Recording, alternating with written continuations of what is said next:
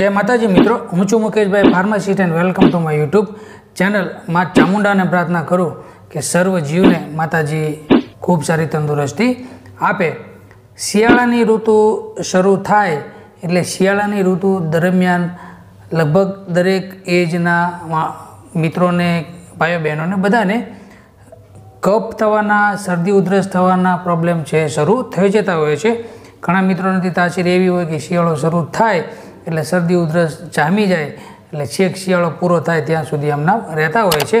અને ઘણા મિત્રોને વધારે કફ થઈ ગયો હોય, ઘણા મિત્રોને તો ઘણો જૂનો કફ હોય તો પણ એ મટતો નથી। ઘણી બધી એલોપેથિક દવાઓ લીધી હોય, ઘણી બધી આયુર્વેદિક દવાઓ લીધી હોય, તેમ છતાં કફ છે દૂર થતો નથી અને ઉધરસ છે એ નથી મટતી। તો શિયાળાની ઋતુ જ્યારે ચાલતી હોય તે દરમિયાન खास करीने शरीर ने प्रोटेक्शन रहे ए रीते कपड़ा पहरी अने बहार निकलवू जरूरी है।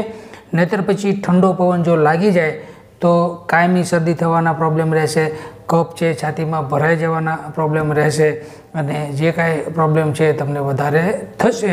तो ज्यारे पण बहार आपणे निकळीए त्यारे सौथी पहला तो आपणे આપણું જે બોડી છે ફૂલ કવર કરીને પછી નીકળીએ અને ખાસ કરીને બંને કાનનો જે ભાગ છે એ તો ખાસ ઢાંકીને રાખો, ભાઈઓને પણ અને બહેનોને પણ અને નાના બાળકોને તો ખાસ, કેમ કે નાના બાળકોને તરત જે કાંઈ વાતાવરણ છે અસર કરતું હોય છે।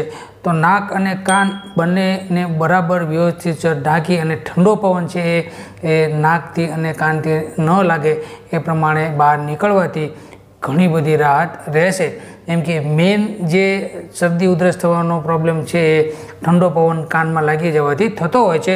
तो ज्यारे पण आपणे ठंडा वातावरण में बहार निकळीए त्यारे बॉडी फूल प्रोटेक्ट करीने पछी ज निकळीए।